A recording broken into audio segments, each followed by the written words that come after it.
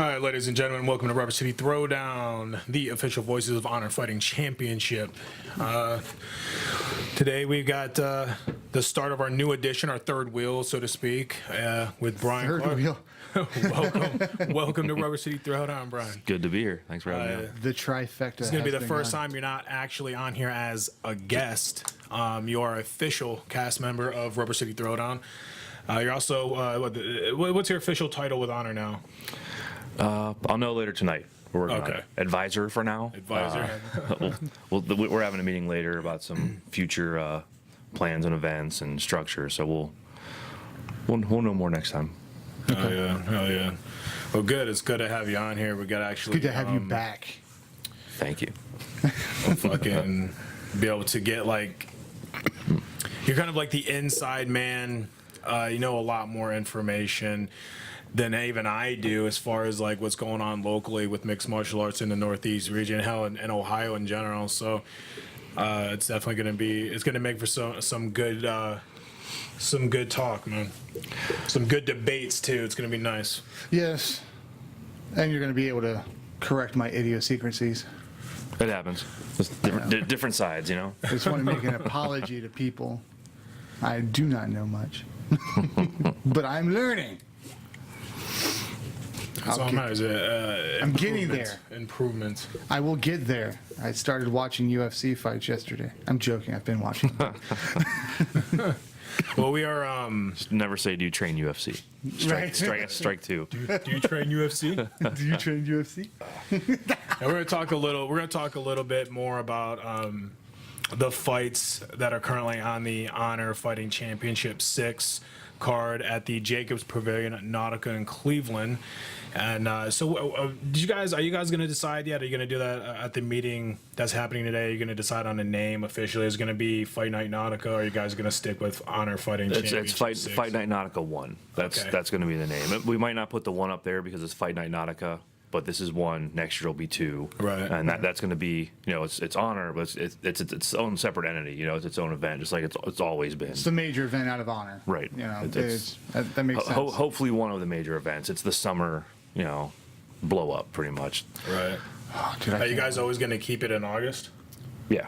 Oh, yeah. Yeah, always be August. Dude, that is going to be so awesome. If you go July, you're competing with International Fight Week, and the UFC has pay-per-views every freaking weekend. So Right. in September, you never know with weather, and you know. Trust me, I'm well aware of that. With the Indians and the Browns and everything going on, September's tough. Yeah. Got called off twice because of the freaking rain. So what's the as far as the rest of the year goes? You guys got August 18th. You got Fight Night Nautica. Now you guys are trying to get a show in September and October and Right. December. Yes, correct. September 22nd. We're finalizing that tonight if it goes through. It's got chaparrals. It's got to book chaparrals. Could be a week later, a week, hopefully not sooner. We want to try and keep 30 days in between fights at least. All right. And then we're looking at the Saturday before Halloween. I think it's the 27th. And then, you know, November we're taking off. Cage Thunder will have a Thanksgiving Eve event, and then we'll have another event in December, hopefully on the 15th. It's all tentative, nothing set for sure. Just plans for now, but. See what Santa Claus can bring to the fighters. Right, and that way nobody, you know, Christmas and New Year's, there's no fights. We're off in January. And now you guys are trying to do you guys are trying to mix and match. So like you got a pro-am in August. So September you guys are trying to do an all amateur. And then in October another pro-am, and then December an all amateur. October, December, one of them will be an all amateur, the other will be a pro-am. Okay. It just depends on how it works out. And now that's going to flip-flop back and forth all the way up. For every pro-am, you'll have one all amateur fight. Dude, that's awesome. It's just pair them together. The money's better that way. Right. It's just easier. And, you know, with the Honor Fighting Championship Origins, you know, if you have less than 4 fights, that's where you fight. It's your original story. It's where you start. That's where you build yourself up. Learn how to sell tickets. Promote yourself. Learn how to do interviews. Do the interviews. There's a lot to selling yourself other than just showing up and fighting. That's where you learn that. Once you have, you know, 4 fights, you can move up to a pro-am card. You could possibly main event an Origin card. You know, the co-main and main event are still going to be number 1 contender fights, really good matchups, title fights. But mostly, it's all the guys just, you know, building up their own brand. Holy so shit. it's basically what guys are doing right now, fighting for organizations like Cage Thunder.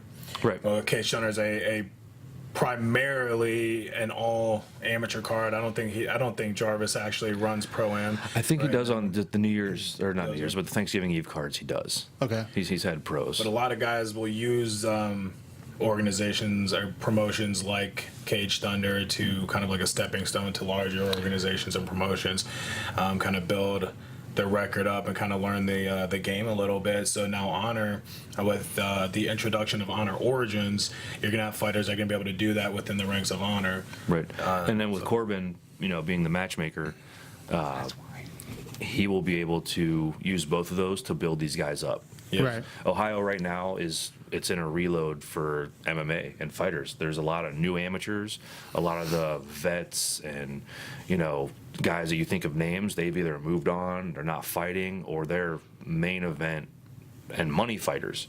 So you have to reload. If you're going to sell tickets and be successful, you got to build up the young guys and get them going. And there has been like a has been like a reset, an MMA reset in Ohio, with a lot of these older promotions that have been around for a long time stepping away or ultimately bankrupt.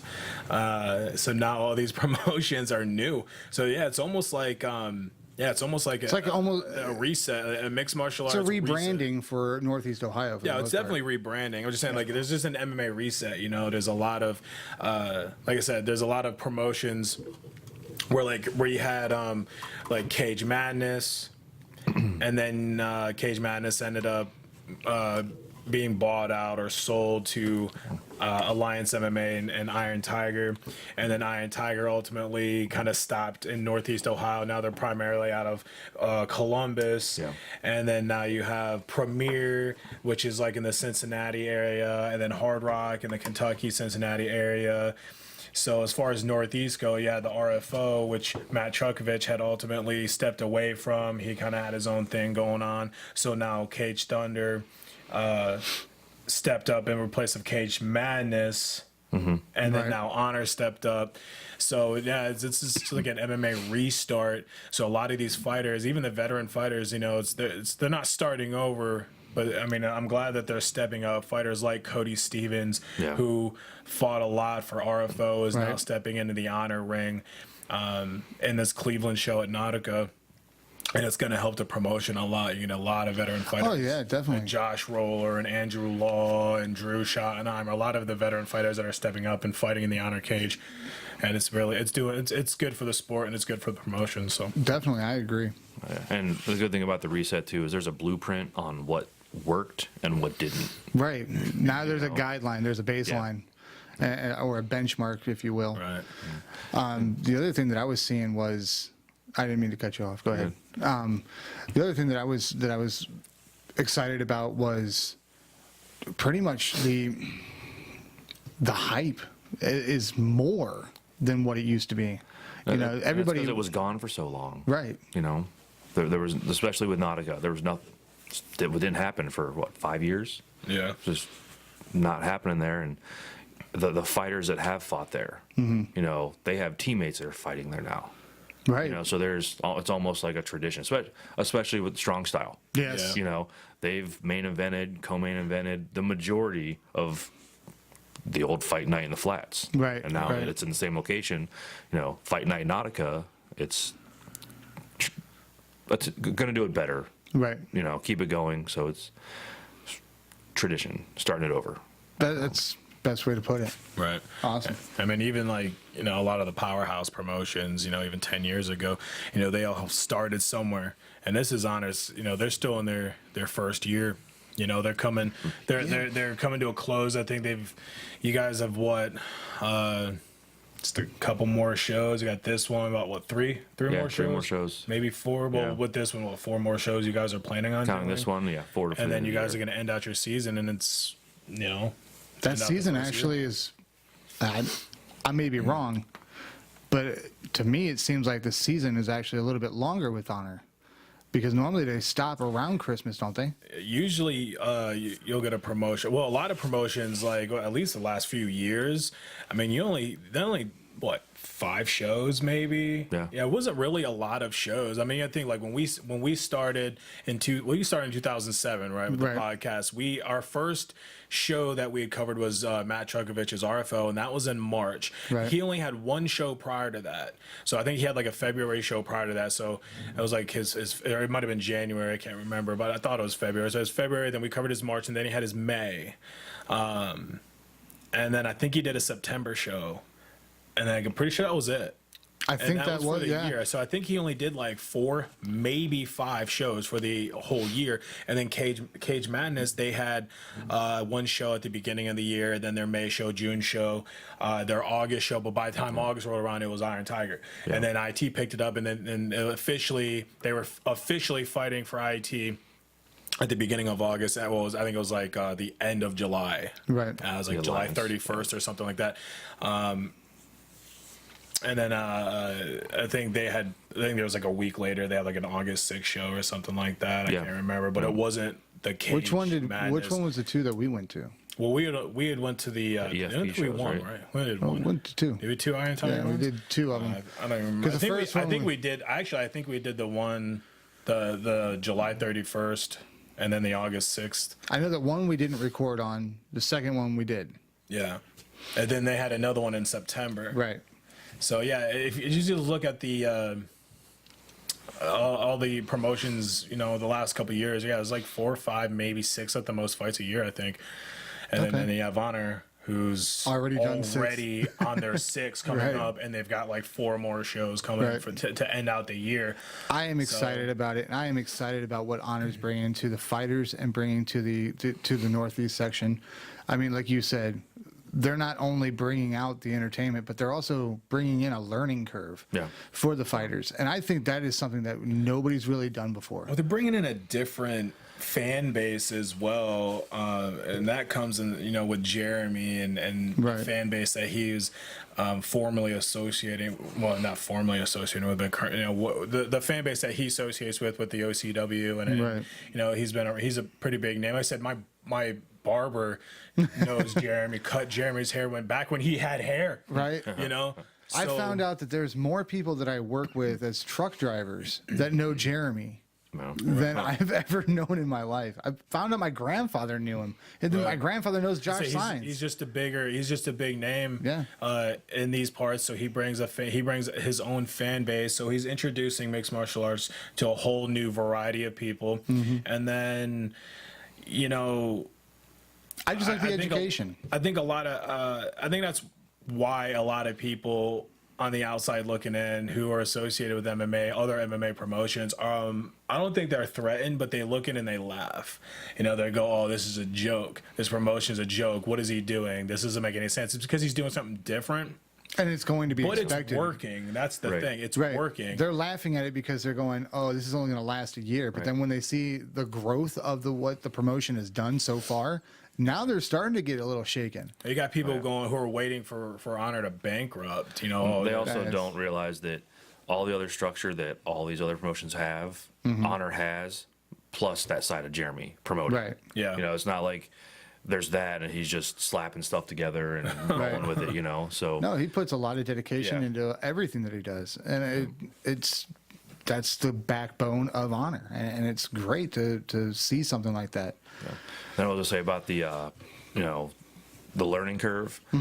There was a couple other promotions that tried it, with trying to get the new fighters, and I remember them handing out flyers. Do you want to be a fighter? Fill out this flyer, and we'll send and we'll refer you to a gym to go to. And then what ended up happening is they would look at like, well, this guy sells a bunch of tickets. Keep getting him. Don't schedule the other guys. Right.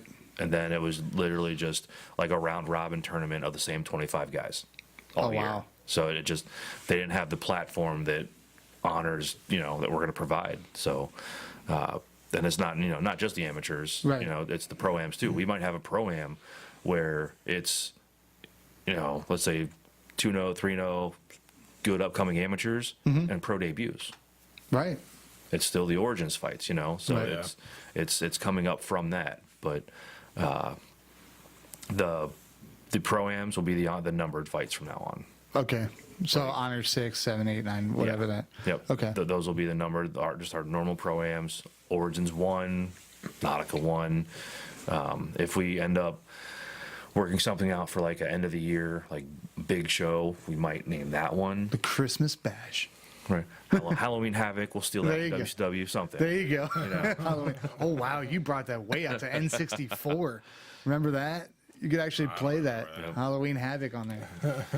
But and it's, again, it's marketing and names. It's trying to keep it simple, but not let it get boring and just stale. So I don't think that that's a possibility with the amount of people that it takes to put on these shows. well, what I mean with that is not being just like every other promotion. Right. You know, Honor Fighting Championships, 195. Sweet. Right. That's awesome. But Where's the excitement of 195? Yeah.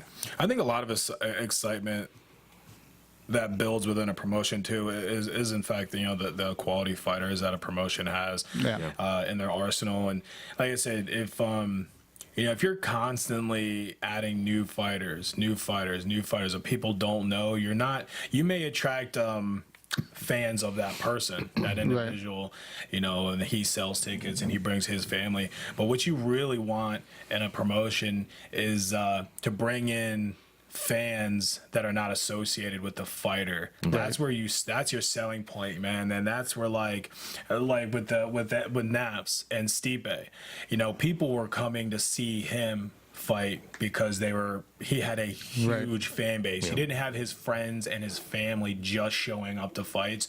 You had people all around the Cleveland and Akron areas that were like, oh shit, Stipe's fighting? every Croatian. We're gonna go see this guy. That's what you want to build within Honor right now. You don't want to keep adding all these new guys. I mean, Honor Origins, yes. Right. Use that as a stepping stone, add them to the roster. And with Origins, if you have 3 fights, if you want to keep doing it. Right. Yeah. It's not like I'm just going to fight to fight. And then, hopefully the guys that we're building up and they go pro, they're going to leave Honor. Hopefully Bellator, UFC, they're going to move on. And then with, that cycle, the guys you're building up step into that spot. Right. It's gear in the machine. Just gotta replace it and keep going. That way That's the goal. You don't have a really popular fighter ends up leaving, going to Bellator, UFC, and then the promotion tanks. Right. Because now they don't have that star quality more. You're already building up that future star quality in the younger fighters. And that's the thing so. with the way Jeremy promotes, the Honor name alone, 500 people maybe. Yeah. Just coming to see the Honor fights, and then it's the fighters to sell tickets and make up that difference. Right. And with Honor being in his first year, like I said, you're still building. You're still building up. You're still a lot. Even fighters, even veteran fighters are. It's kind of like some of these veteran fighters are rebranding as well. They're getting their name back out there. Some guys are coming off of injuries that are trying to rebrand and then trying to get into the mix. And some guys just didn't have that platform that they used to have, and maybe they see that with Honor now. So now they're trying to get back out there. And so I'm looking forward to the future. I think Honor I think they have a bright future. I think the foundation that they've built so far is a very sturdy one. As long as Jeremy doesn't burn out on it, man, because I know Jeremy looks at it at a financial aspect as well, and if it's not making money, let's face it, anyone who has promoted a show in MMA anywhere, not just Ohio but anywhere, knows that. I mean, you're not getting rich doing this. It's not a. No, you're going to lose money to make money. And most of the time, you're going to lose the money. Right. You know what I'm saying? Like, I'll never forget when Chukovich did that. He posted that video of him of that one show in May that he had actually lost. Like, I ended up losing like $5,000. Yeah. And he's just like, dude, I don't know if I can keep doing this. I'm cutting into my savings just to try to, to pay for this shit. And that's another reason why if we have a pro-am, you have to pair it with an amateur, like either the next month or but you pair them together and then you look at the total from those two. Right. Most likely, $5,000 to $10,000 profit. Yeah. Or you're going to break even. Well, you're making money off the amateur cards. If it's a slow amateur card, the total you'll probably break even. But I mean, it's the goal is to make a $5,000 to $10,000 profit on the amateur cards, and then hopefully break even on the pro. That's what I was. Yeah. Yeah. Yep.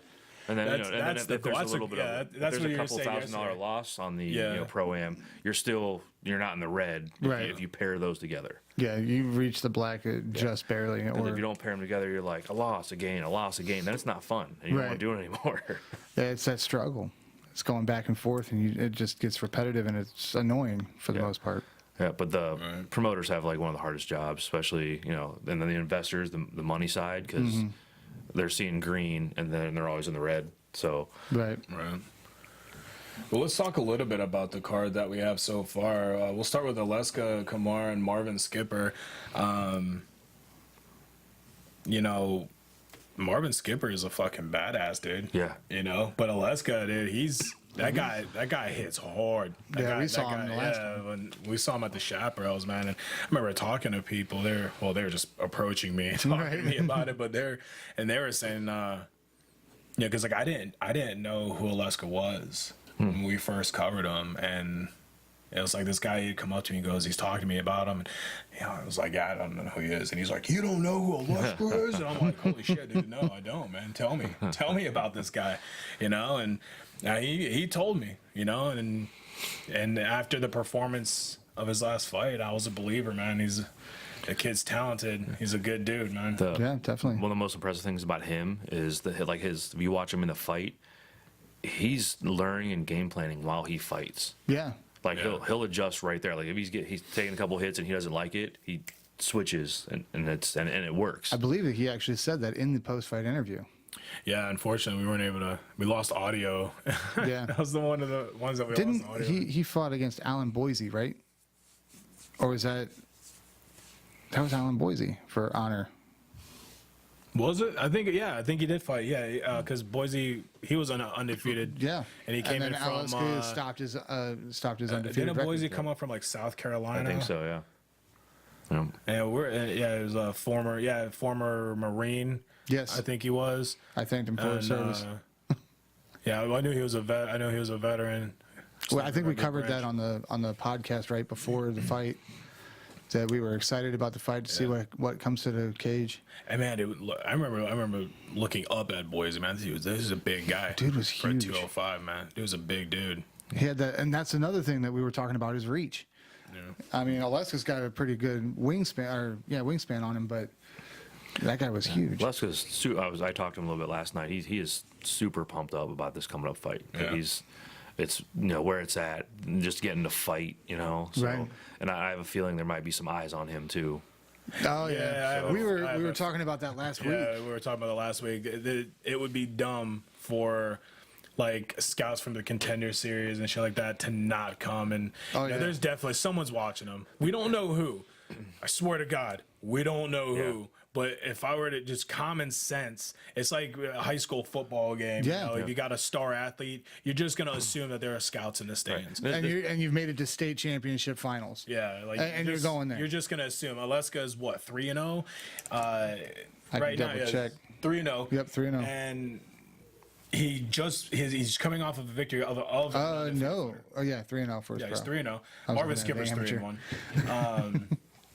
Yeah, he's just come off a win of an undefeated fighter in Alan Boise, and now he's fighting Marvin Skipper, who's 3-1. So it's not like he's fighting like cans right now. He's fighting like top quality fighters. They're bringing guys from like out of state. They're flying people in to fight this kid.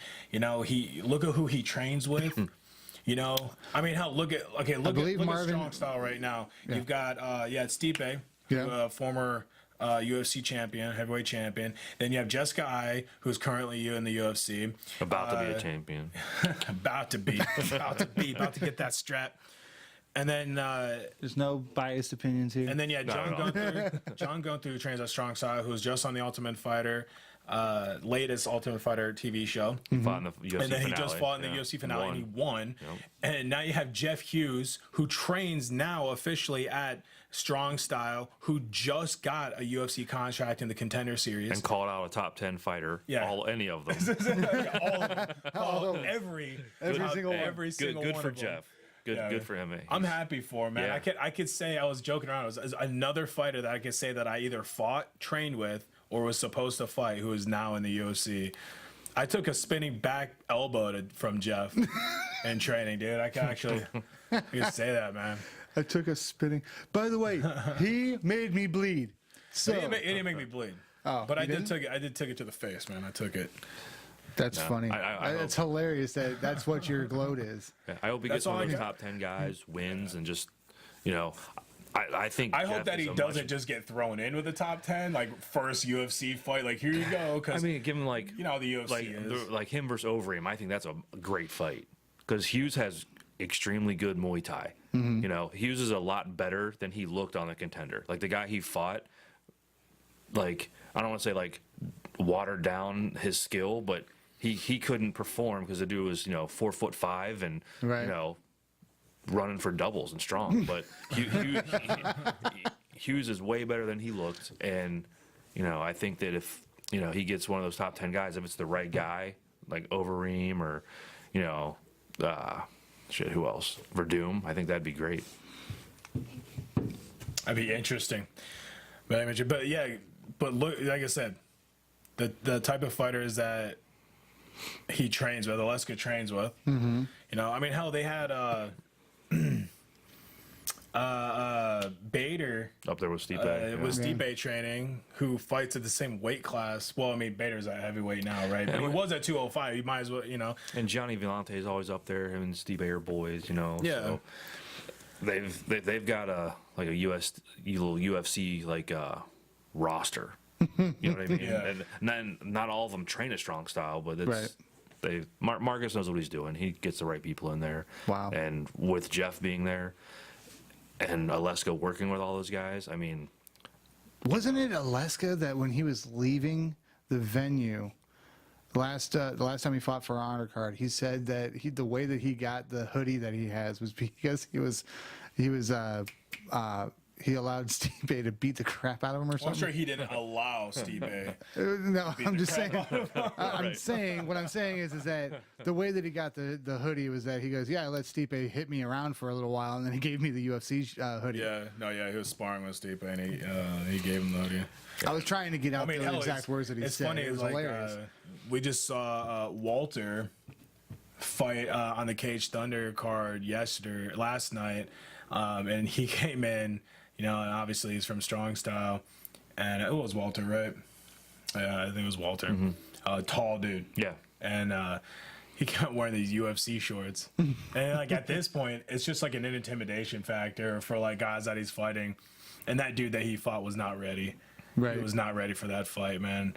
And I'm not saying that he wasn't ready to fight. He just wasn't ready to fight Walter. Yeah, it's just different types of training. Like that's. coming I'm through. sorry, but if you're a new fighter, I love if it you're when a new Norm tries to fighter- find the words that he's looking for to put it delicately. yeah, like if you're a new fighter and you're just making your debut, don't fight someone from Strong Style. No. Just don't do No. it. Yeah. Just a hint of advice. And I know, like, well, I mean, if you're, you got to beat the best to be the best. Yeah, I'm just saying, be You can smart. work up to it though, Be smart. If you're fucking independent, right? don't fight a Strong Style fighter or something. I mean, you really look at the quality of your gym and your training, and then look at fucking Strong Style. Right. Be smart. Don't take If stupid. you're independent fights. it's only trained at your house or garage, no. I'm not Why saying is it that everybody I'm not trains in saying- their garage? Why not their backyard? I'm not There's saying sometimes people not everyone can drive 40 minutes to a gym. Yeah. you Well, know? no, I was talking about why is it always your basement or your Right. garage? Well, Why I not mean, the we're the backyard? best place to put a gym, right? It's Ohio. You only come to 2 months out of the year. I mean, hell, Rocky, the movies and all that other stuff. You see them, running around in the winter snow. Doing road work. The winter snow. Road. The winter snow in Russia. In Russia, where it's always snowy. All you need is a sledgehammer, some snow in a barn. You're set. Right. Love it. I love it. Man, the only thing I was going to say too is with scouts, you never know if they're actually going to show up or if they're going to watch on pay-per-view. Right. By the way, speaking of pay-per-view, I know this is off color or off our card real quick. Did we figure anything out about the Nautica show? It will be on pay-per-view. That's another thing we're talking about tonight too. Which site it will be on for this show. Okay. So All right. Okay. Well, let's talk about Cody Stevens and Aaron Mitchell. Big Cody Stevens. RFO was the last time, right? Rumor has it, man, that this might be his last fight. Really? Yeah, rumors out there. So I heard that they're trying to also get him on the Contender Series. I don't know. To try and get it. Possibly if he doesn't move up, maybe. But I know he's got his own gym to run. And he's doing a lot of other stuff. But I mean, I remember interviewing Cody. It was actually wasn't like an official interview. I was just talking to him on the phone, and he was like, I asked him, I was like, when are you done, man? When are you gonna hang it up? And he's like, till I'm broken. Nah, I mean, that dude's always going to compete, even if he doesn't fight, even if he steps away. Say, hypothetically, this is his last fight. This dude's never going to stop competing in like grappling tournaments. And He was just in a grappling tournament not too long ago, wasn't he? dude, he's in tons of them. He's always him competing. and Tirza have that same mental issue, or if there's a grappling competition on, they drive to it no matter where it's at. It's a mental issue now. Like, I didn't know that. grappling, I'm going. Or you just wake up there. It's Yeah, weird. I think the last time I heard was the BJJ tournament, and it was I think he fought Nogi, Yeah. I believe. That's good. That's a good assumption. He probably did. I'm just No, I'm just saying, he probably did. I couldn't even tell you the last one he did. It probably was could have been as recent as this past weekend. Like 2-3 weeks ago, because I think he lost by like a rule technicality, something like that. But Yeah. because all the different tournaments have their own little niches on rules, and right. you know, like the overtime, you start in the same position, you get this amount of time. All right, I get a submission in 1 minute and 45 seconds, and then you switch positions, and now you got to submit me in less time. So it's, Okay. You know, So it's a time if challenge. it goes to overtime and a tie, stuff like Right. that, there's most of the tournaments all have their different own rule set. So Oh, okay. And what do you know about his opponent, Aaron Mitchell? He's 3-1. I actually don't know a whole lot about him. He was a guy that was willing to fight Cody. Cody, he was really hard to find a fight for. I know that Corbin had a lot of people just say no, or they weren't ready. Weren't you saying Miles Robinson? No, DeMonte Robinson. DeMonte. After this fight was scheduled, was like, you know, apparently like, hey, I'll take the fight, and it was like, Okay. like 3 days too late. But It looks like that went to a draw. Well, yeah, the 3-1 yeah. is either a draw or no contest. I'm looking forward to this fight, man. Like I said, I'm happy that Cody is stepping back in the cage, and he's fighting. He's willing to fight for honor. Maybe it's a nostalgia thing. Maybe it's because it's at the Nautica. It's too good of an opportunity to pass up. No. I know he was one of the fighters that was saying that this fight could possibly be an early contender for fight of the year, not fight of the year, but like I'm saying. Promotion of the year, okay, yeah. Event of the year. Yep. And so I'm glad he stepped in. I'm looking forward to, not only seeing him fight, but commentating on it now. I'm really excited to call this fight for. So you were saying that you guys were trying to get DeMonte Robinson to fight Cody Stevens. No, we didn't try. Okay. He just, like, after the fight, Corbin had the fight all locked up. Right. He was like, "Oh, hey, I'll take that Cody fight," before it was released, but it was contracts already signed. Right. Just funny little tidbit. Aaron Mitchell fought DeMonte Robinson on his last fight that's on record. He did that in 11/22 in 2017, and then now he's fighting Cody Stevens. It came to a draw. That's his one. Draw? Yeah, that's his draw. Man, you can draw DeMonte, you're pretty good.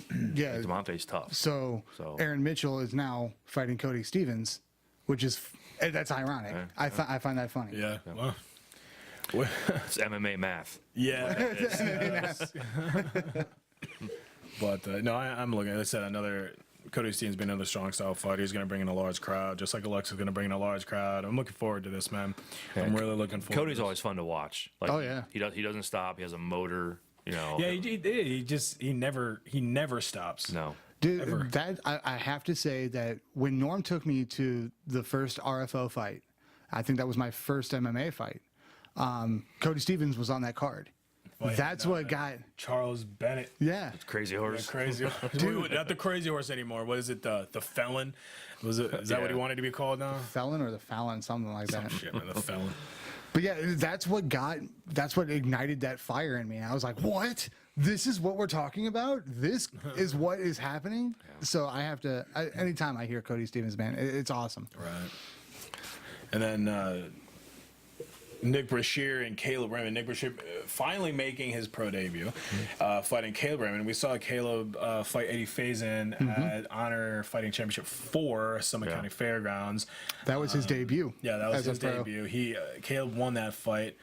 Wasn't he on the bottom for a while? Yeah, You he barely see pulled. him. I think guard. I don't know if he tried. I don't know if he pulled guard or if he tried to throw Eddie. But 400 pounds, you're not gonna just hit going toss far, something yeah. like that. So yeah, he definitely he tried something. It didn't work. He ended up pulling Eddie on top of him. But then he ended up finishing the fight with like a Kimura I from remember. guard. So Yeah. definitely has some knowledge on the ground there. But I mean, Nick Brashear is Just a an banger. animal in itself. Yeah. He's definitely a banger. But he's a good wrestler too. Yeah. He's really comfortable on the ground if the fight were to go there. So this is gonna make a very interesting. Both guys are big too. Nick Brashear is like 6'3". I'm pretty sure Caleb Raymond is 6'4". 6'2". 6'2". I was close. 6'2", 280 pounds is what his last known weight was for MMA Underground. So we know how he to was- throw that, but Yeah. This is still a super heavyweight fight, right? Yeah. yeah. Official. Yeah. So. And this is for a title, or not? I'm this sorry, is- that was the amateur title. Yeah, this Sorry. is pro debut. This Yeah, is pro debut. So I'm curious, man. I'm interested to see this fight. I'm excited to see this fight, man, Yes. because I've seen both guys. I've seen Nick Brashear fight multiple times. I've seen Caleb and make his pro debut. So Right. I'm curious, man. This could be one of those fights where every punch landed, everybody's going, ooh, because it just, especially with super heavyweights hit, it's just so Yeah. heavy. And it It'd be one of those fights where all it takes is just one. Yeah. We've seen that before. So But neither of those guys like to move backwards. So that's good for a super heavyweight fight. yeah. And then Logan Urban and Zach Davis. Isn't Zach Davis from like New York? I thought it was Indiana. Or am I thinking of Zach Fisher? I'm thinking of Zach Fisher. He's not even a pro. Actually, Zach Davis is from Illinois. Illinois. I was close, right? Yeah. New York? You're Indiana, Illinois. Well, no, I got him confused with Zach Fisher, who is a New York fighter. But Yeah. Logan Urban, he fights at Griffin Roy. Right. He's a Griffin Roy fighter. I met him. He was hanging out with Eric Posen at Fight Fest. So yeah, we got a couple pictures with him. And Yeah, Logan's tough, man. yeah, Logan 1-0, and then Zach Davis is 0-1. Zach Davis, man, he's got pictures holding up a couple belts though. He must be amateur, man. Yeah, amateur belts. titles. Amateur titles. And Logan Urban though, I haven't actually seen him fight though. I've never actually seen Urban fight.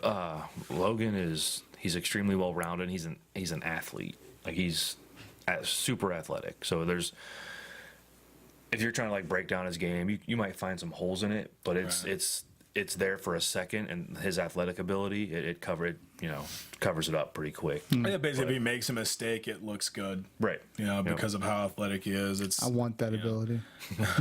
It's and you don't see it a lot. Yeah, because like most fighters, if they're shit, if they're new, you'll see it. You see the inexperience in somebody striking, their footwork, how off balance they are, and that's the big thing. When you're athletic, you're balanced. Right. So when you make a mistake, you can quickly recover, and it looks good, man. It's like I meant to almost roll. compare it to like when you trip and fall and you turn it into some push-ups. right. But if you're a fat piece of shit and you trip and fall and try to turn into some push-ups and break No. your damn collarbone instead. Somersaults. Go somersaults. I did a somersault. There was a Danish, and I got it. I've done that. I've actually been able to roll almost completely. You might have been there for this when I got pushed down the hill in the grocery cart. And I had that beer in my hand. I didn't make it though. And how about Dobson and Golden, man? AJ Dobson 3-0 with Wesley Golden 6-9. How do you feel about that fight? Ah, man, I'm happy that got approved. AJ's a stud. Yeah. Like, I've worked a little bit with him, WKA back in the day. He's just super talented, and he's another guy that for some reason no one wants to fight. You know? Yeah, his For no reason. Right. That's yeah. I was winking like no. One looking, so. I mean, you're right. The last known fight that he has is from 10/14 of last year. So, you know, Who's he trained with now? Strong style. Is this strong? I thought it was strong style. Yep. I didn't want to be like, oh yeah, he's a strong style fighter, right? And you're like, no. Then I'm just on a roll, dude. Is he from New York? he's from New York, From here? No. Illinois. Fights out of the United States. Real tough. This guy Wesley Golden's actually from Washington. Yeah, I know they're bringing in a few guys, man. Dave Myers was talking about that there's a few fighters on this card that they actually are booking tickets for. So Yeah. Looks like Wesley Golden on here shows American Top Team. yeah, he's an American top team fighter. Interesting, you know. I won't ever judge a fight now. I won't typically judge a fight now based on where they train. You know, I know, like, obviously if you're gonna fight someone and you have a new record, like we were talking about earlier, I wouldn't just start picking guys from notable gyms. But I mean, who do we see at the Operation Shockwave show who came in from Florida, who trained with American Top Team? Who was that? And then he ended up losing, and it was like, oh, okay, you know, it's the Wait a minute, they're I did human. his. Yeah, I can't remember who it was, but I remember the fight because it was like, oh, he should be pretty tough, you know. Like who was that? That was a Marine. No, that wasn't Eric or Alan. That wasn't Alan. I can't remember the guy's name. We suck at this game. Shout out. Shout out. Hey, by the way, if you are him that we are talking about, please leave a comment in the bottom of this, like and subscribe to our page, and we will never forget your name again. But no, but the point is that he was from American Top Team, and everybody was like, oh man, this guy that he's fighting is in trouble, and then he ended up losing, and it makes him look human. Right. Makes it so like you go, okay, well, just because he trains with American Top Team, just because he trains with this, just because he trains that, you know, he may not be as good as. I think one of the things, just because you know what to do doesn't mean you can do it.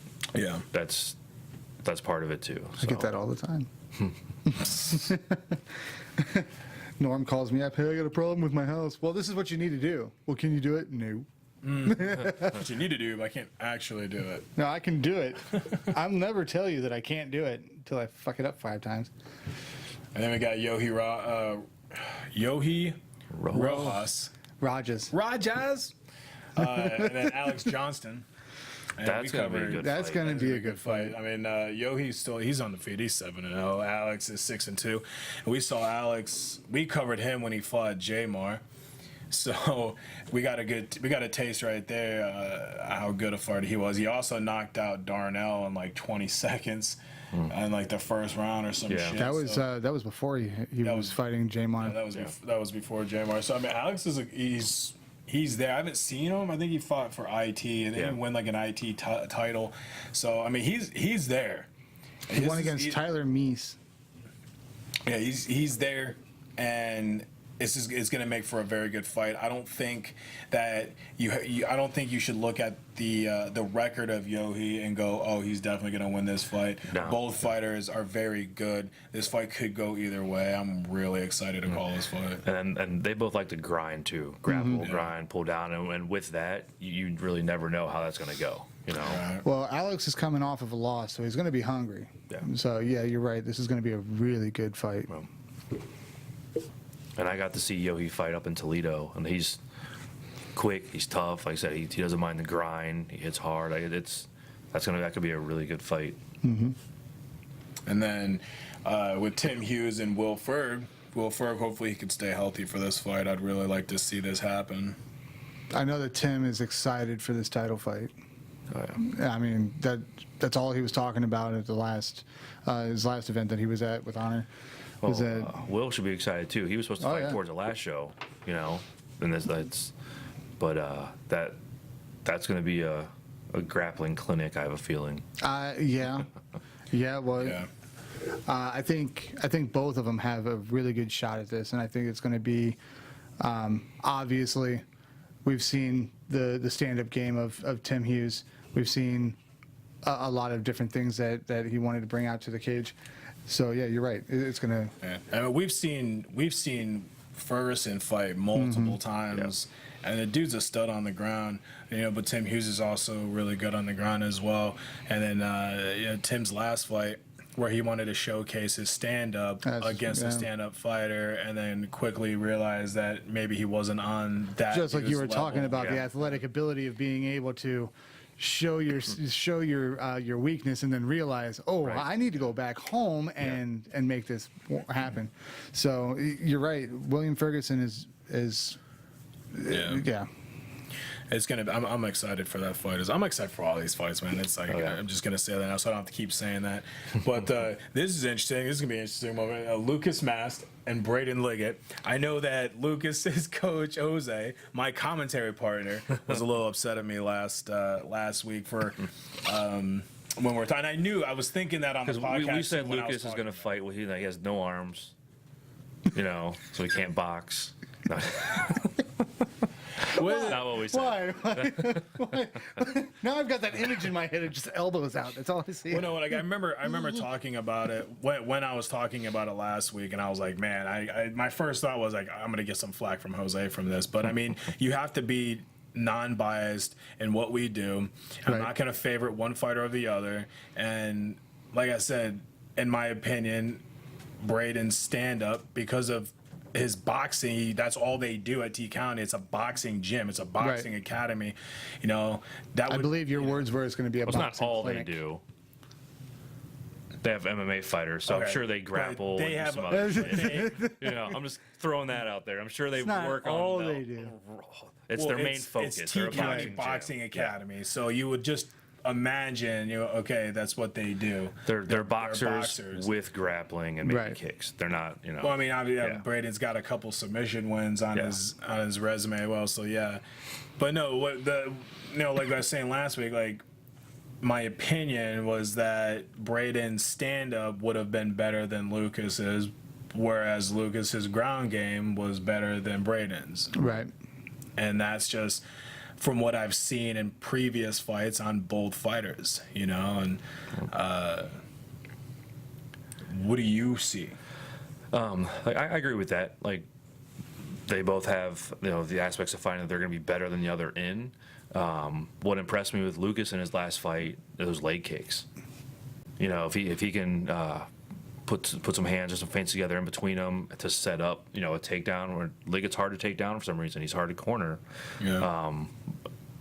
Because of his reach and then his movement, But I think with this fight, I don't think it's going to be grappling versus boxing. I think it's going to be pace and angles. Whoever can control the pacing and get the angles they want, that's who's going to end up being able to either, take it to the ground and lock up, or just, pepper away and just keep landing jabs. It's pace and angles I think is gonna win that fight. So. And that was an issue that KO had when KO fought Liggett, was the angles, cutting the cage off, getting inside Braden's bubble, and he and KO had fought Braden's fight, and Braden just outpointed him basically, and. Though obviously in that fight, KO is the more active fighter. Yeah. He's chasing him around the damn cage for 9 minutes. Yeah. But like, well, you're getting flicked in the nose while you're chasing. You're still getting flicked in the nose. So stop it. Yeah. Don't touch me. So with this fight, like I said last week, I strongly feel that Lucas's game plan they have to have a game plan, a strong game plan. I think if Lucas goes out there and just tries to box him, he's going to lose, and not like knocked out. He's just going to get outscored. He's going to get outpointed because Braden's reach and how he fights. But we also don't.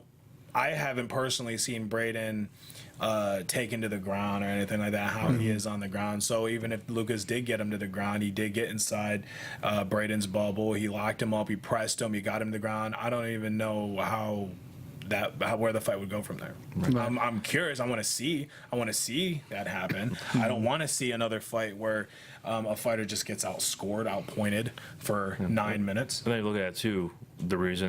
Is there a reason Liggett likes it on the outside? maybe he doesn't like it. People getting on the inside. I mean, he's got like 7-foot arms. He's got long Right. reach. Yeah. But like I said, with the angle and the momentum, on the feet, Lucas could win the fight there. Right. I don't know if that's the game plan I would plan for. You know what I mean? If I was coaching him, but you got to be ready for it. If you can't take him down, that has to be plan B. Right. Right. So, but yeah, and if you get the right angle, liver shot, head body, body head. Oh yeah, absolutely. Like I said, like even if you don't get inside of them and you take them down, you're right. You got to get inside of them though. Yep. You got to break that reach. You got to take the reach away from them, and then utilize your striking. Then put them in the corner, liver shot, uppercuts, dirty boxing, clinch work. You got to chop them down. So. But that's all I was saying last week was like that's what Lucas needs to do. Mm-hmm. Like I don't care who you are and I don't care how much confidence you have in your fighter. Yeah. If you try to fucking stand there and box Braden Liggett, you're going to lose. Yep. Yes. Yep. You It's common sense. Anybody knows. Anyone can see that. Mm-hmm. And, like it's just how it is. So. Yeah, and that's what makes that fight not just that it's a title fight. It's just the two styles. So once they get up there, Don't you be screwing up my stuff now. I'm on a short leash. Sorry. I'll get you a longer leash. I promise. And we got Drew Dixon and Jeffrey Ofick. Number one contender fight. It's a number one contender fight. How many times have you had? Fuck. How many times have you heard it? Fuck. I'm sure that never gets old for him. I asked him about that too. I was like, Yeah. Uh-huh. how many times do you get that? And he goes, like, all the time, dude. I don't think he rolled his eyes though. He just said, "Oh." Yeah, I don't think he really got, but that's That's just the way the norm does it. Drew Dixon's 4-1. Yeah. Jeff is Pretty sure 4-2. Drew just got back from, I think he went to Thailand to train Did he? Muay Thai. Yeah. And that We're gonna fact check that because the last time someone told me they went to Thailand to train, they were really in prison and they didn't want to. I think we just talked about this person too. No, it was my old one of my old coaches. Like when I first started fighting, like I just joined this gym, right? This new gym. I had just started fighting, just started training MMA. I haven't even had my first fight yet. And I get there and they're like, "Oh yeah, man, so-and-so is your striking coach. Right now he's in Thailand training." And I was like all impressed. He came back, he was like toys all ripped up, and I was like, "Oh man, this dude knows what he's doing," right? And then I started like doing some fact checking, man. I started looking up his record, and the dude was like, I had never won a match, and then I found out like a year later that he was really in prison and that he wasn't in Thailand, and I was like, oh my god. Gotta love that. good old BA. See, he knows exactly what I'm talking about too. I meant badass. Oh, okay. I thought, well, shit, just so happens to be his initials. But Yeah, this fight though, Dixon, O'Flack, that could be a fight of the night fight. yeah, you Like think they're so? both motors. They don't mind getting hit. They're really good on the ground. That could be a really, really good fight. Which Cage Thunder that Drew fight at? That poster looks like it had to be one. Is it Cage Thunder one? Because I've been to all the Cage Thunder ones except for the first one. We had someone on that card because we were in the back. I let him use my scale to weigh in. I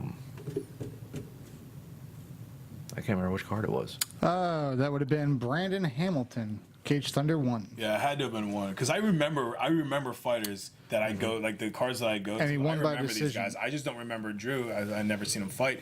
So it had to have been Cage Thunder one. Yep, Cage Thunder 1. He won by decision. Win all 3 rounds, obviously. Yeah. How about Cameron McIntosh and Dom John, man? Man, How do you feel I'm about so this fight? excited for that fight. Like, for two guys that I know but I'm not super close with, I'm way too excited for that fight. Like it's that is going to be. There's if you look at a fight and you count on how many like significant strikes and power shots, that's all they're going to throw. Yeah.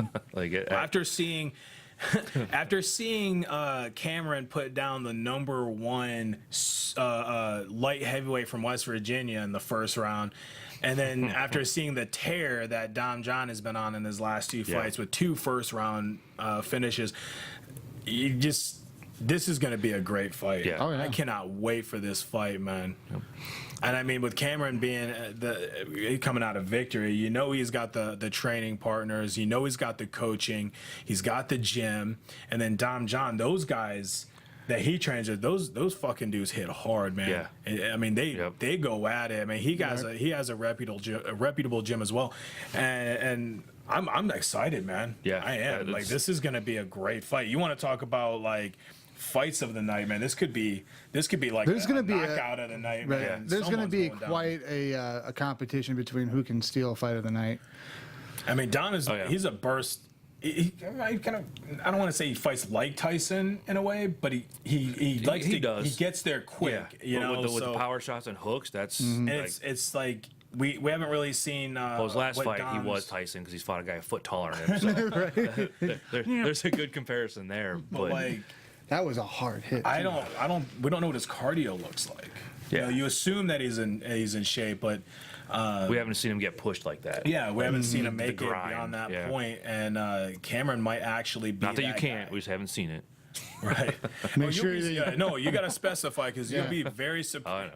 You'd be surprised of what a fighter or a coach can take the wrong way, take words out of context. Yeah. Everybody. That's the one thing I hate about doing this and trying to be as unbiased as possible, is that like. You would love to get on here and just like, yeah, man, this guy's so good at, but then like his opponent's like, oh, really? You know, he's so no good.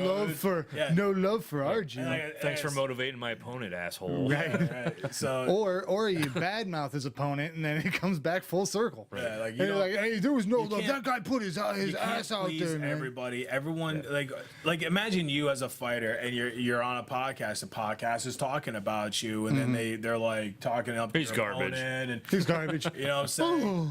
But no, like you're talking about this guy, and you're like, oh yeah, he's all right. I don't think his striking may not be that great, but his ground game's good. All you're hearing is that they don't think my striking's that great. Right. And don't even hear the fact that we just said like your ground game is fucking phenomenal. My striking game is shit. Now he's walking straight into his gym, and he's gonna go, dude, we need to work on my striking. My ground game's good all day. Right. I had a fighter. Actually, it might have been Tim Hughes, but when we first covered him. When we first covered Tim Hughes, I think it was, we were sitting behind his family. Was it Tim? At the Cage Madness at the Tadmore Shrine. I don't think that was Tim. I thought it was Tim. I'm almost positive that it was Tim.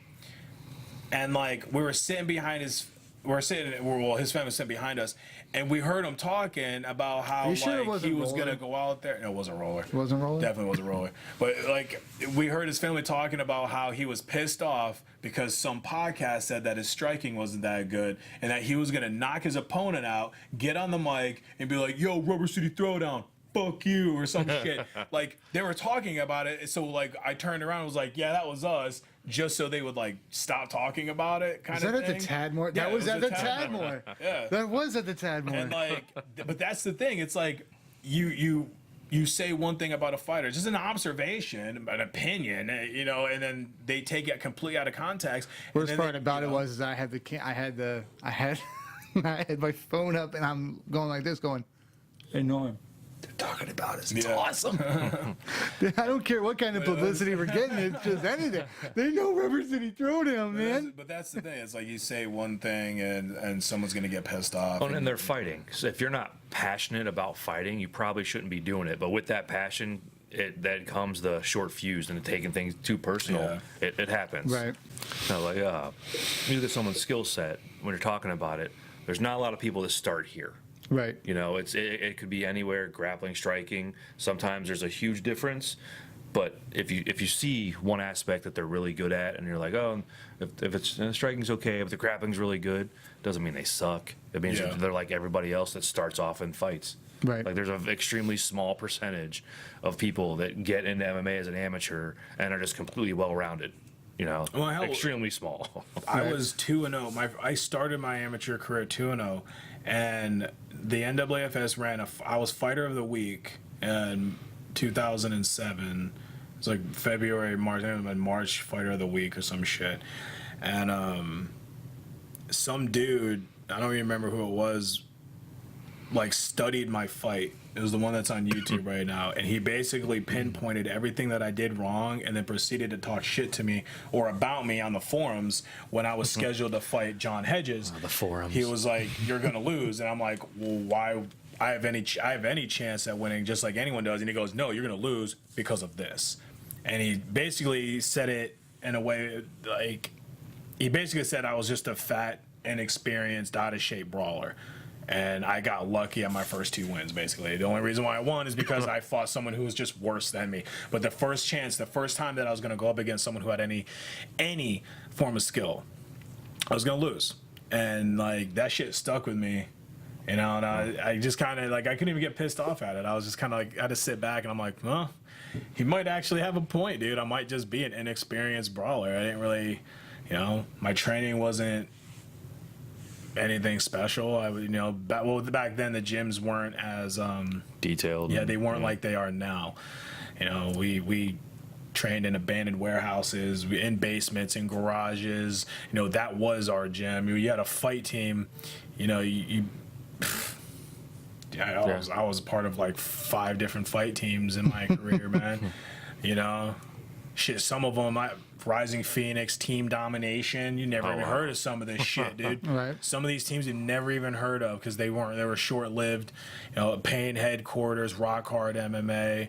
I've trained with teams like Evolve and, now with Apex. I was with WKA for a short period of time. It just, but kind of had to. You gym jumper. I am. No, I am a gym hopper. I love it though. I look at it as cross training though. You gym hopper. I'm a cross trainer. That's Cross trainer, different. guys.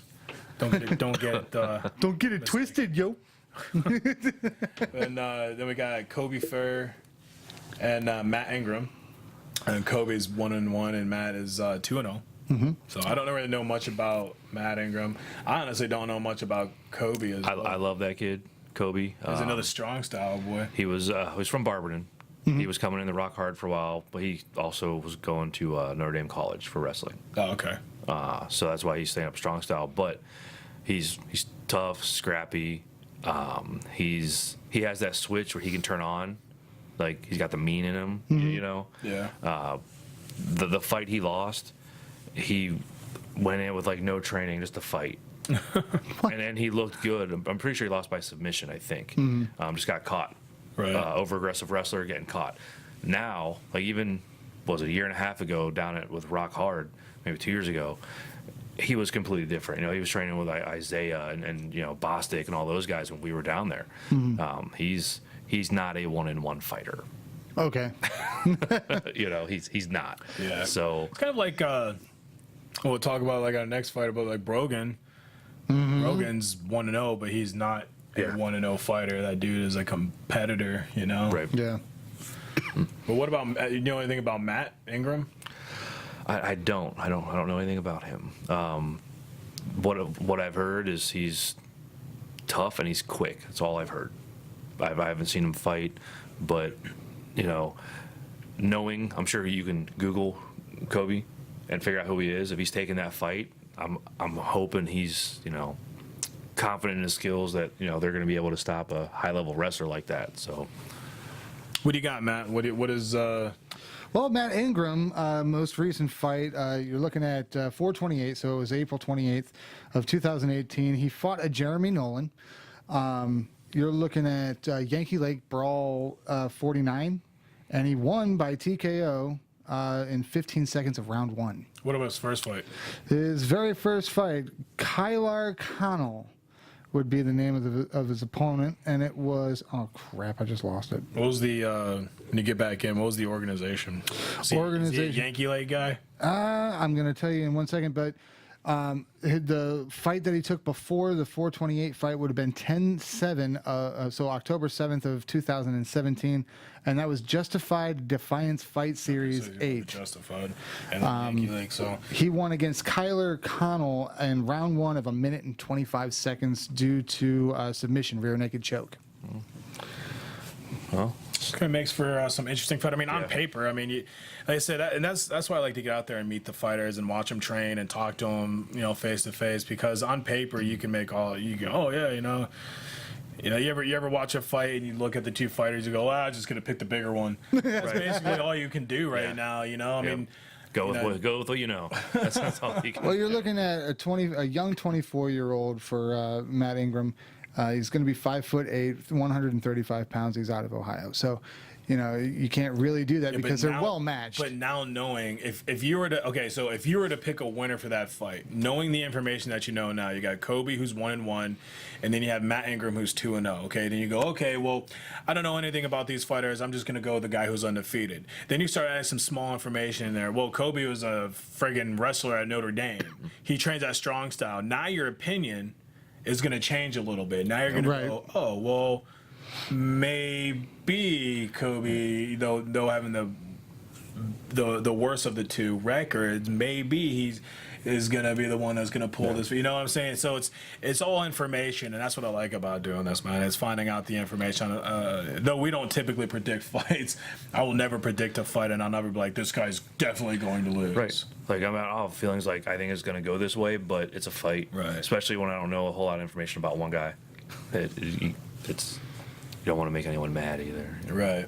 We love making people mad. Love it. I mean, hell, Fred Davis he doesn't want nothing to do with us anymore. Yeah. I'm still butthurt about that. Don't worry, They about it. they I'll get you removed some me. A&D ointment. He removed me from Facebook. He deleted me too. Yeah, happens. Still man. my friend. It happens. Oh, not anymore. Not after he fucking listens to this. You ain't gonna be his friend anymore. He's like, oh, I forgot. Unfriend. I forgot Matthew McBride on Facebook. Watch, he's gonna delete you. I'm gonna laugh so hard. He listens to this and he's gonna go, just to piss those two off, I'm gonna leave him on. No, I know. At this point, I don't even care anymore. If you're a fighter and you get that fucking pissed off at somebody's opinion, and it's not like our opinion of that fight is the reason why you Dude, lost when the he fight. came up to get the photos and everything, he was pissed. As soon as he saw your face, he just you got that. He was strutting back and forth, giving me the stare down, man. Yeah. It's like he looked like a lion waiting for his meal. I mean, you can't, and that's what I'm talking about. I love that dude. Yeah. Fred Davis, I love that guy, man. I really do. I just had to, like I said, you can't be biased. You had to be unbiased about the situation, and I voiced my opinion that it was a bad fight. I never said he was going to lose. I just said it was a bad fight for him to take, man. It was a bad choice. Bad matchup. It was Yeah. a bad It match. was a bad matchup. Stylistic. That's what I said. Stylistically, it was a bad matchup. It was a bad fight for him to take. He was jumping up in weight, and he was fighting a guy who was undefeated, who was a stud. It was a stud of a fighter. It was a bad fight. I didn't say that he was going to lose, but like I said, I do know a little bit about this sport, people. What happened? He lost in 30 seconds. I know nothing. He knows most. I think Fred versus Tyron would be a good fight. That would be interesting. Yeah. That'd be an interesting fight. Because both guys like to bang, man. Yeah. You ain't got to worry about, because Tyron's weak point is wrestling. And it's not that it's like I said, it's just so offset. Well, his last night's fight was more cardio, I think. Yeah. He had a lot of shit going on, but It had, mentally questionable, but we'll talk about the fights last night later. But yeah, Later. all right, moving on. We got let's talk about Brogan Andrews and Christopher Schmeck. We got Christopher Schmeck out of Kinetic Combat Sports. Again, I haven't even heard of this kid. That would be out of New York. It'd be out of New York? Yes. Okay, so he's making his debut coming down here, and then Brogan training out of Route 250 Martial Arts, which is Andrew Law's new place. Congratulations to Andrew. Yes. For getting congratulations that. on the head coach gig. I don't for know sure. how long has he been trying to get that up? I'm really not sure. I know it's him and Bob Meese.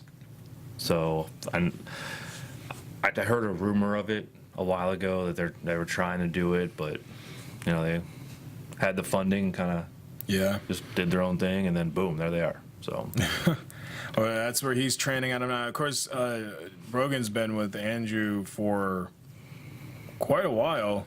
I mean, he was training judo with him, and Yeah. so we've talked to Brogan. that Tusk judo team. Yeah, we talked to Brogan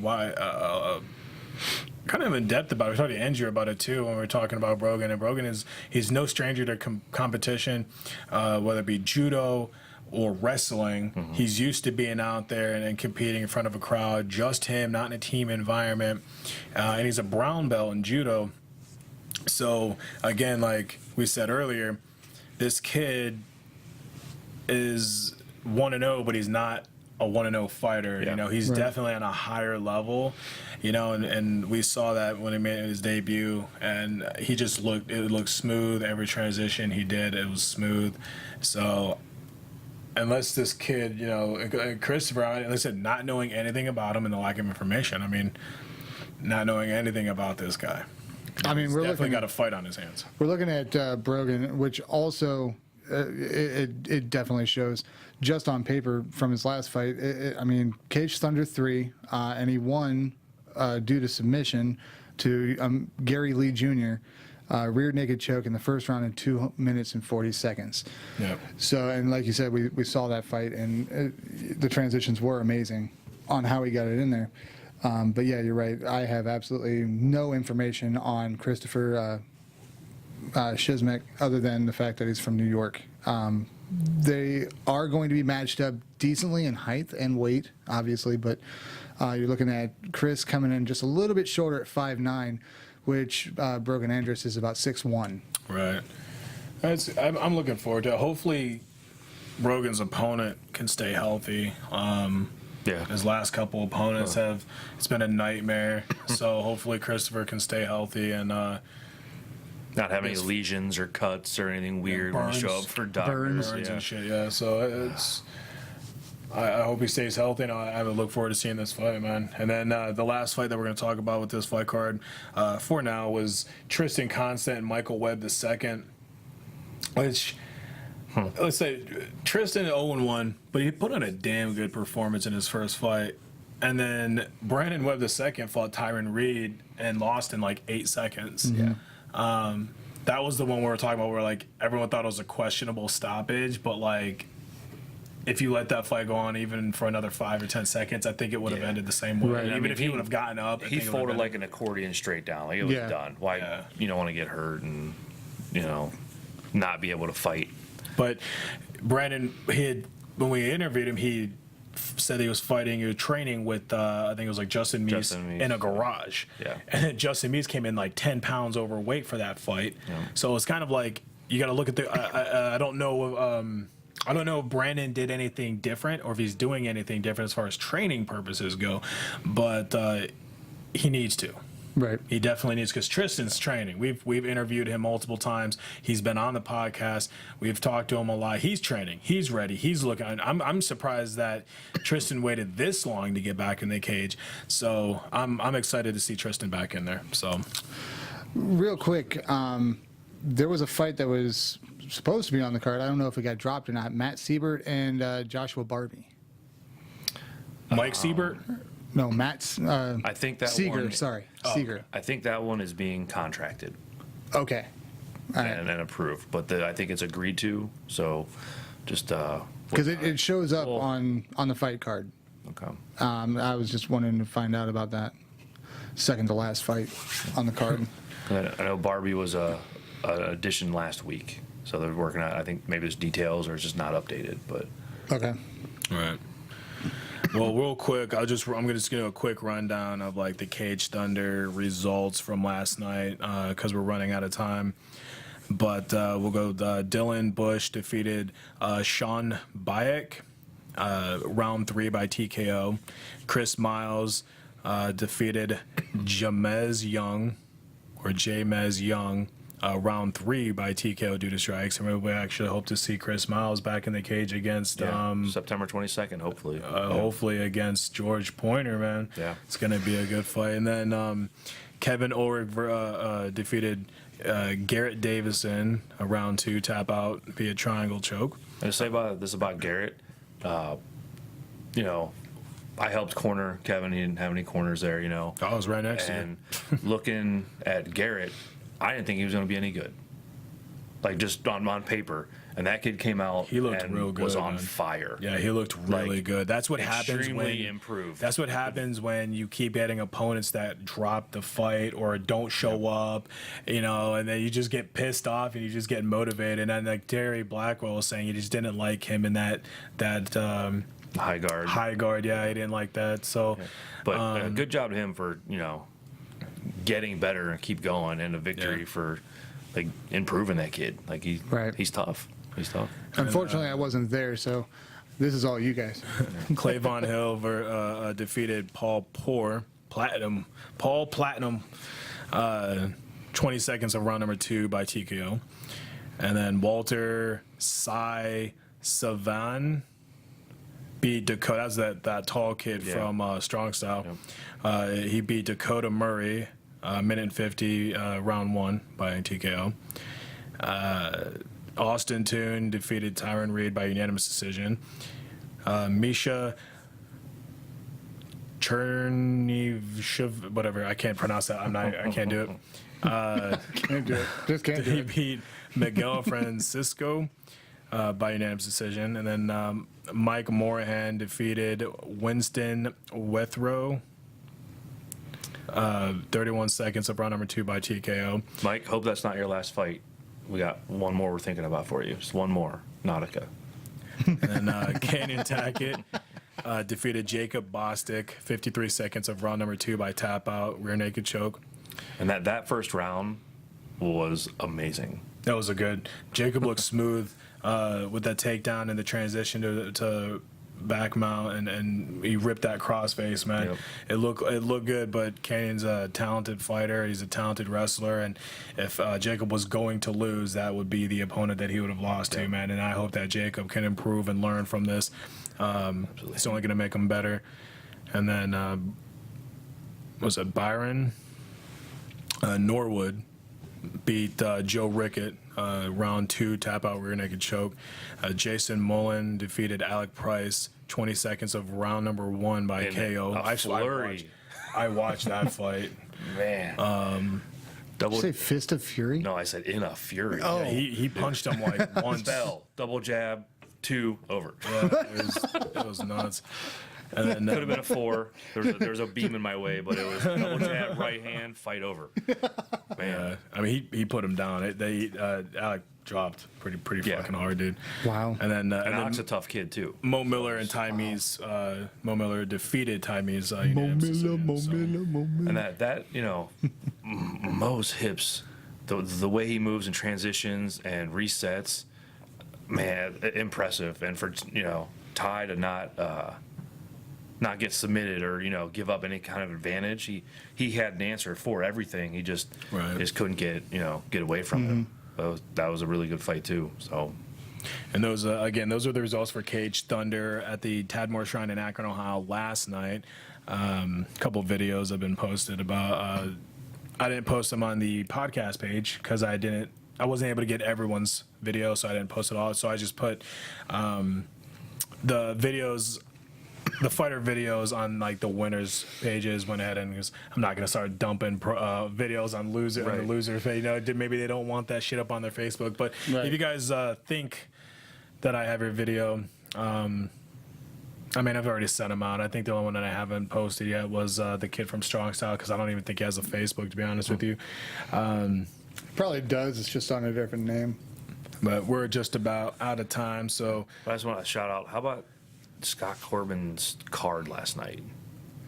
It was a good card, man. It was an extremely good card. The last Cage Thunder card, that was a good card, like because of the Honor and Cage Thunder being so close to one another. He ended up having like 8 fights on his last card. This time he actually had a full card, a full schedule, and then the first 2 fights went all 3 rounds. Yeah. I was like, man, let's shorten this up. And then 3 of those fights, Man, let's shorten this up. then 3 of those fights ended within seconds of the 3rd round being over. So might as well have went the damn distance anyway. Yeah, but amazing card, good matchups. Dude, I'm telling you, he's on a fucking roll, a freaking roll. Sorry. He's looking at going back to back here. Yeah. Matchmaker of the year. But again, guys, make sure that you get your ticket for Honor Fighting Championship 6, now known as Fight Night Nautica. And this will be August 18, 2018 at 5:30 p.m. at the Jacobs Pavilion at Nautica in Cleveland, Ohio. Make sure you support your local fighter, support your local promotion, get online or get in contact with your favorite fighter, buy your ticket from them individually. General admission, I believe right now is $30. Get on www.fightertix.com and look up the ticket prices there. I'm not going to do a rundown of the ticket prices again like we did last week. If you guys want to know the ticket prices, you got to log in and you got to look at it yourself. Again, support your local fighter. Don't, some of these guys are amateurs. They don't get paid like the pros do. So sometimes they get a ticket percentage. So buy a ticket from your favorite fighter, guys. And until next time. Later. See you.